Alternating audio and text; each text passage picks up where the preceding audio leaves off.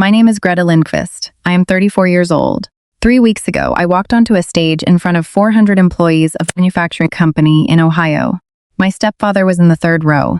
He had worked at that company for 22 years. He had no idea I was the new owner until I said my name into the microphone. But here is what none of them knew. Not my stepfather, not my mother, not the executives sitting in the front row who had spent 6 months negotiating the sale with my firm. I had been planning that exact moment for 2 years. And when I started speaking, the look on my mother's face told me she had finally understood something she had spent 18 years refusing to see.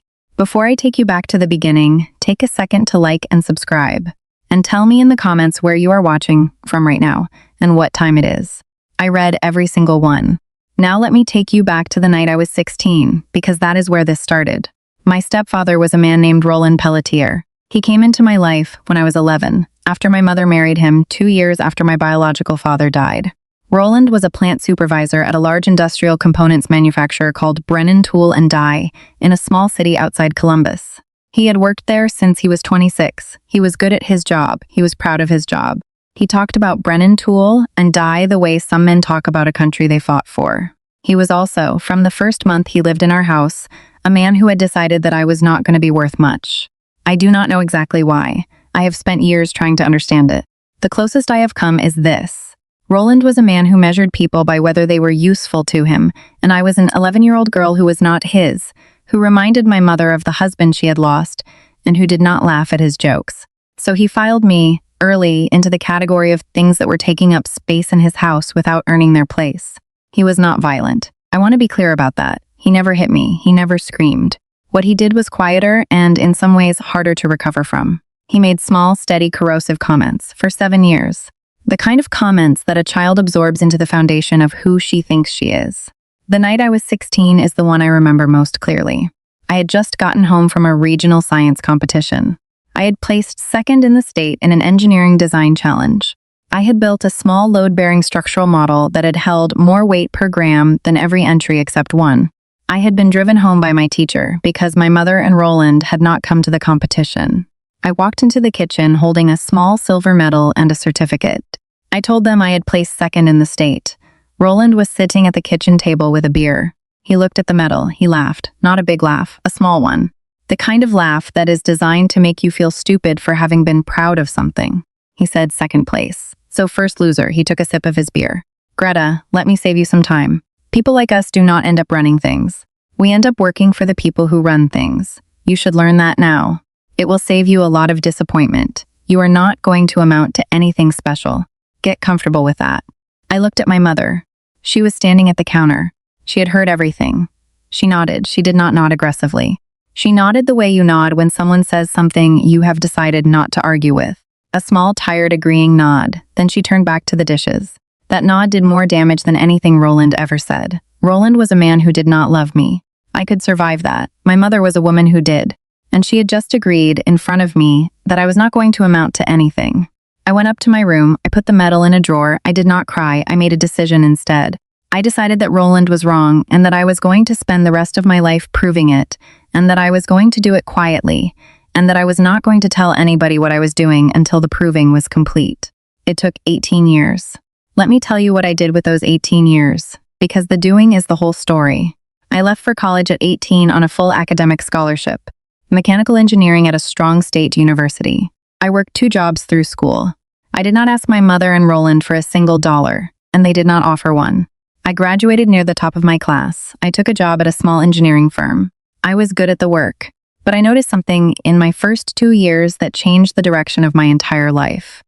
I noticed that the engineers did the work, and the people who owned the companies made the decisions and the money. I thought about Roland's voice. People like us end up working for the people who run things. And I decided I did not want to be an engineer who worked for the owners. I wanted to be an owner. So at 24, I went back to school at night for an MBA while working full-time. I focused on finance. I learned how companies were valued, how they were bought and sold, how ownership actually moved through the world. After I finished, I took a job at a small private equity firm that specialized in acquiring mid-sized industrial and manufacturing businesses. This is the part that matters. Private equity is the business of buying companies. The firm I joined bought manufacturing companies, improved them, and either held them or sold them. I was good at it. I had an engineer's understanding of how the companies actually worked, combined with a financier's understanding of how they were valued. That combination is rarer than you would think. I rose quickly. I was made a principal at 30. I was made a partner at 32. By the time I was 33, I had personally led the acquisition of 11 manufacturing companies. I had a reputation in our small industry as someone who understood the factory floor as well as the balance sheet. I had also, over those years, accumulated a significant personal stake in the firm and in the companies we had acquired. I was, by the time I was 33, wealthy in a way that the 16-year-old with the silver medal in her drawer could not have imagined. I had not spoken to Roland in 8 years. I had spoken to my mother maybe twice a year on the phone, short calls that never went anywhere. They did not know what I did for a living. They knew I worked in finance. They had never asked for details. They had decided, long ago, who I was, and nothing I could have told them would have changed it, so I had stopped trying. Then, 2 years ago, something landed on my desk. Our firm received an investment memorandum about a potential acquisition target, a mid-sized industrial components manufacturer in Ohio that was looking for a buyer. The founding family wanted to retire. The company was profitable but underinvested. It was exactly the kind of company we bought. The company was Brennan Tool and Die, the company Roland had worked at for 22 years. I sat at my desk for a long time looking at that memorandum. I want to tell you honestly what I felt. It was not triumph, not at first. It was something closer to vertigo. The world had handed me, by pure coincidence, the one company on earth that would mean something specific to the man who had told me I would never run anything. I could have passed on it. I want to be clear about that. There was nothing forcing me to pursue Brennan Tool and Die. There are thousands of manufacturing companies. I did not need this one. But I read the financials. And the engineer in me and the financier in me both came to the same conclusion at the same time. It was a genuinely good acquisition. The company was well run on the factory floor and badly run in the boardroom. It was undervalued. It had been underinvested for a decade. With the right capital and the right operational improvements, it could be significantly more valuable within 5 years. It was, setting aside everything personal, one of the best targets I had seen in 2 years. So I made a decision. I was going to pursue it as a business decision first. I was going to do the work the way I did all my work, rigorously and without emotion. And if the deal made sense and we closed it, then the personal dimension would be a thing that existed alongside the business, not the reason for it. I led the acquisition for the next 18 months. I want to tell you something about how I handled it, because this is the part I am proudest of. I never let the personal dimension corrupt the business decisions. I did not target Roland. I did not arrange for him to be fired. I did not use the acquisition to harm him in any way. In fact, when I reviewed the company's personnel, I found that Roland was a genuinely strong plant supervisor. His section had the lowest defect rate in the facility. His teams respected him. Whatever he was at home, he was good at work. I left him exactly where he was. I did not touch his job, his pay, or his position. The man who had told me I would never run anything was going to keep his job under the company I now ran. And he was going to keep it on the merits, because firing a strong supervisor to settle a personal score would have been the kind of small, corrosive decision that Roland himself would have made. And I had spent 18 years becoming someone who was not him.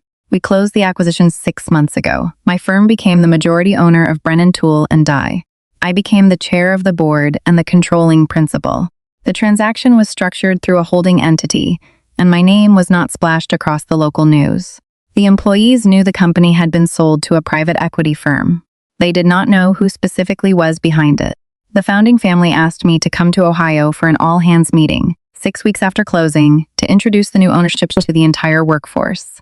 400 employees gathered in the large shipping bay that had been cleared and set up with a stage and chairs. It is a standard thing after an acquisition. The new owner gets up, reassures everyone that their jobs are safe, lays out the vision. I knew Roland would be there. Attendance was mandatory for all staff. I knew my mother might be there too, because the company often invited spouses to these town halls, and Roland had been at the company long enough to be considered senior staff. I want to tell you what I decided to do and what I decided not to do. I decided not to humiliate him. I want to say that clearly, because I know that is the version of this story that people expect and maybe want. The version where I get on stage and call him out by name and watch him shrink in front of his coworkers. I did not do that. I had thought about it. For about a week, early on, I had fantasized about it. And then I had realized that the fantasies was Roland's voice in my head, telling me that the way to matter was to make someone else feel small. And I did not want to prove him right about the world by becoming the thing he had taught me to be. So here's what I actually did. I walked onto the stage, 400 people. Roland in the third row, arms crossed, the same skeptical posture I had grown up across the dinner table from. My mother 2 seats down from him, in a cardigan, looking nervous in the way she always looked nervous in rooms full of important people. I stepped up to the microphone. The founding family CEO introduced me only as the principal from our new ownership group. No name. I said, "Good morning. My name is Greta Lindquist. I am the controlling principal of the firm that has acquired this company, and as of 6 months ago, I am the person ultimately responsible for the future of Brennan Tool and Die." I watched Roland's face when I said my name. I have thought about that moment 1,000 times since, his arms uncrossed, his mouth opened slightly. He looked at the woman on the stage, and then he looked at my mother, and then he looked back at the stage, and I watched him do the math, and I watched him arrive at the answer, and I watched the answer land in him like a slow wait. My mother's face was different. My mother understood faster than he did, because mothers always do. Her hand went to her mouth, and her eyes filled, not with pride exactly, and not with shame exactly, but with something more complicated than either. It was the face of a woman watching a future she had been told would never happen, walk onto a stage and take the microphone. I did not look at them again after that. I gave my speech to the whole room. I told them about my background. I told them I had started as a mechanical engineer. I told them I understood the factory floor because I had spent my early career in places like this one. I told them their jobs were safe, that we were going to invest in the equipment that had been neglected for a decade, that we were going to grow, and that I respected the work they did because I knew what it took to do it well. And then I said one thing that was for one person in the room, even though I said it to all 400. I said, "I want to tell you something I believe, because it shaped who I am. I grew up being told that people like us do not end up running things, that we end up working for the people who run things, and that we should get comfortable with that. I am here to tell you that whoever told you that was wrong, about you and about your kids. Where you start is not where you have to end. I am standing on this stage because I did not believe the person who told me to get comfortable with being small. Do not get comfortable. That is all I ask of any of you." The room applauded. They did not know that sentence had a specific target, but the target knew. I came down off the stage, I shook hands with the executives. And then I walked over to the third row, where my stepfather and my mother were sitting, because I was not going to let the moment be a performance from a distance. If I was going to face them, I was going to do it directly, like an adult. Roland stood up. He did not know what to do with his hands. This man who had always been so certain, so comfortable in his small cruelties, did not know where to put his hands. He said, "Greta." I did not know. I said, "I know you didn't." He said, "I don't know what to say." And I said, "The only thing I had prepared." I said, "Roland, you don't owe me a speech. I want you to know 2 things. First, your job is safe. I reviewed your numbers. You are good at what you do, and I do not fire good people to settle scores. You will keep your job as long as you do it well, the same as everyone else. Second, I am not here to make you feel small. You spent a lot of years making me feel small, and I am not going to spend the rest of my life handing that back to you. I built something better than revenge. I built a life. Keep working hard. I will see you at the next town hall." And then I turned to my mother. I want to tell you what happened with my mother, because she is the part of this that I am still working through. She stood up. She was crying. She reached out and put her hand on my arm. And she said, "Greta, I am so sorry. I am so sorry I never said anything." I sat there. All those years, I sat there and I let him, and I nodded, and I am so sorry. And here is the thing. I had imagined that moment for 18 years. I had imagined my mother apologizing. And in every version I had imagined, the apology fixed something. It dissolved the knot I had been carrying since I was 16. It did not dissolve the knot. The apology was real, and I believed it, and it still did not undo 18 years in a single moment in a shipping bay in Ohio. That is not how it works. I had built my whole self around the fact that my own mother had agreed I would amount to nothing, and one tearful apology, however sincere, could not reach all the way back to the 16-year-old in the kitchen with the medal. So I did not tell my mother that everything was okay, because it was not okay yet. What I told her was the truth. I said, "Mom, I hear you. I believe you are sorry. I am not going to pretend that fixes it, because it doesn't, not yet. But I am willing to start. If you want to actually know me, the real me, not the version you decided I was, then we can start. It is going to take time. I am not in a hurry, but I am willing." She nodded. And for the first time in my life, it was not the small, tired, agreeing nod from the kitchen. It was the nod of a woman agreeing to do hard work. Let me tell you what has happened in the 6 months since. Brennan Tool and Die is doing well. We have invested in new equipment. We have added 2 production lines. We have hired 40 new people. The company that had been underinvested for a decade is becoming, under my ownership, one of the strongest performers in our firm's portfolio. The 400 employees who were nervous about a private equity acquisition have mostly relaxed because we did what we said we would do, which was invest and grow rather than cut and strip. Roland still works there. He is still a strong supervisor. He and I have a strange, careful professional relationship now. We do not pretend to be close. But twice now, when I have visited the facility, he has walked me through his section and explained, with real expertise, how his teams have improved their processes. And I have listened, because he genuinely knows things and because the man is better at his actual job than he ever was at being a father. I have made a small peace with that contradiction. People can be good at one thing and bad at another. Roland was a good supervisor and a bad stepfather. Both are true. My mother and I talk every week now. Real conversations, not the short, empty ones from before. She is learning who I actually am, 18 years late. It is slow, it is sometimes painful, but it is real, and real is more than I had before. Here is what I have learned, and I want to give it to you carefully, because it took me a long time. The first thing I learned is that the people who tell you that you will never amount to anything are almost always telling you something about themselves, not about you. Roland told me I would end up working for the people who run things because that is what he believed about himself. He had made his peace decades earlier with being a man who worked for owners and would never be one. And he needed everyone around him to accept the same ceiling he had accepted, because if a 16-year-old girl with a science medal could break through that ceiling, then his own acceptance of it was a choice, not a law of nature. That was unbearable to him. So he told me the ceiling was real. He was not describing my future. He was defending his past.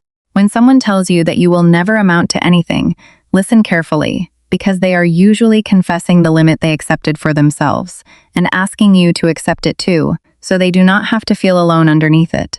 The second thing I learned is that the best revenge is not revenge at all. It is building something so complete that revenge becomes irrelevant. I had the power 6 months ago to fire Roland, to humiliate him on a stage, to settle every score from my childhood in a single afternoon. And I learned that I did not want it, because wanting it would have meant I was still living inside his framework, the framework where you matter, by making other people small. The day I stood on that stage, I did not need Roland to be diminished. I had already built a life that made his opinion of me irrelevant. That is the actual victory, not the moment he realized who I was. The years before that moment, when I built a self so solid that his realization could not add to it or take from it. If you are carrying someone's cruelty, the goal is not to one day hand it back to them. The goal is to build a life so real that their cruelty becomes a small, distant thing that happened to a younger version of you that you have long since outgrown.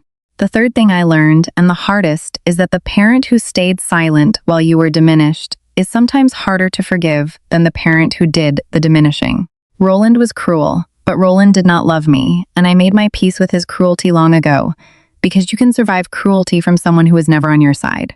My mother is different. My mother loved me, and my mother sat in that kitchen and nodded. The betrayal of the bystander who loves you cuts deeper than the attack of the person who does not, because the bystander had the power to protect you and chose comfort instead. If you are carrying a wound from a parent who stayed silent, please know that your difficulty forgiving them is not a flaw in you. It is a recognition of how much their silence cost. And please know that forgiveness, if it comes, does not have to come quickly or completely or on anyone's schedule but your own. My mother apologized in a shipping bay in Ohio, and I believed her, and I still told her the truth, which was that it would take time. Forgiveness that is rushed is not forgiveness. It is just silence wearing a nicer coat. Take the time you need. Before you go, tell me something in the comments. Tell me about a moment when someone in your life told you that you would never amount to anything. Tell me how old you were. Tell me what you did with it.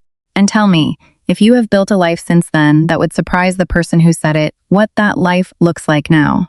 There are more of us than the people who doubted us would ever guess. We have been building quietly for years. Tell me yours. I will be reading every single comment. I will see you in the next one.